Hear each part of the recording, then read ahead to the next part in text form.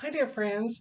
Today I want to tell you about not a brand new, but a pretty new friend I made on Facebook. Now, I know social media has been getting some pretty hard hits lately, but this connection has been such a blessing to me. Um, a young woman named Mindy reached out to me to, do you want to be my friend? That thing on Facebook. And I looked at her profile. I'm like, okay, made my world a little bigger. And so we connected and been conversing via Messenger. And it was so cool to learn that she's in Nigeria. And this spring, she just graduated from seminary in women's ministries. And I'm like, wow, that is so cool. I mean, bless her sweetheart. Her husband, Victor, is also in ministry, and they have two of the sweetest looking little boys. And I'm like, wow, how does mom do all this? And so we went back and forth for several weeks, and uh, she said that their families were from Cameroon.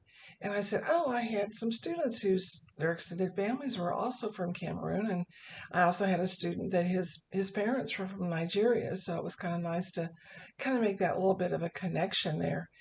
Anyway, so we kind of conversed back and forth.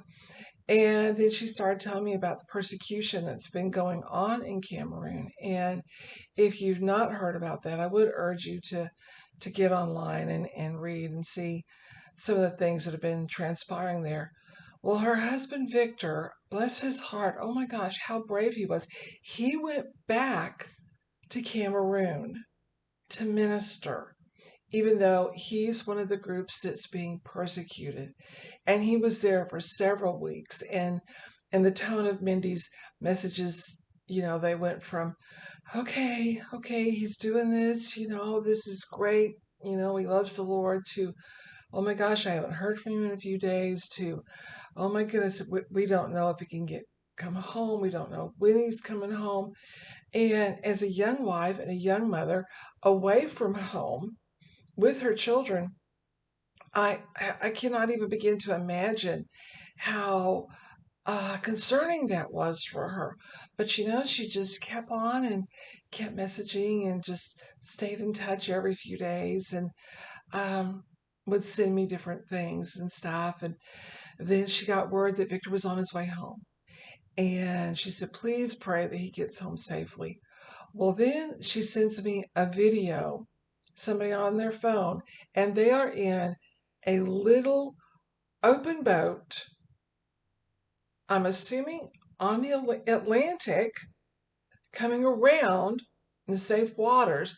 And it is the middle of a storm. And these men are holding on literally for dear life to this boat. You can hear and see the winds just thrashing and crashing around them. I'm like, oh my gosh, they risked their lives to go back into Cameroon to minister to others. Now they're risking their lives to try and get back to their families in Nigeria. And so a couple days later, then, because it took a while to get from the the coast into where they lived at the seminary. And so a few days later, she texted her, she messaged, and she was just ecstatic that Victor was back home and they were reunited. And that was just wonderful and all. And I can't imagine. It wasn't a very long amount of time if you mark it on a calendar. But when you're that far apart and one of your lives is in danger, I bet it seemed so terribly long to her. And her prayers turned to praise, and she was sharing that. And it made me, and I was telling Tom about that. I'm like, oh my word, we don't even know. We don't even know.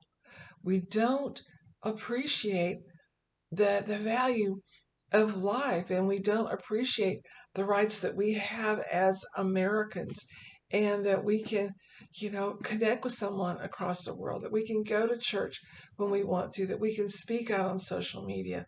And just we don't appreciate those things like maybe we would if we lived in such dire circumstances as Mindy and her family. Well, the cooler thing after that was it wasn't very long.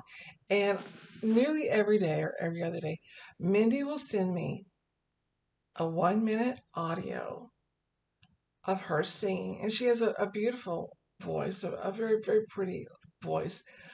And just she started out with hymns, and then I think what she's been singing now are things that's just bubbling up out of her heart, and just psalms of praise and thanksgiving, and prayers for comfort, prayers for um, staying in God's word. Just and oh my goodness, to start my day with the prayers and hopes of a young woman all the way over in Nigeria praying for me and sending that blessing to me.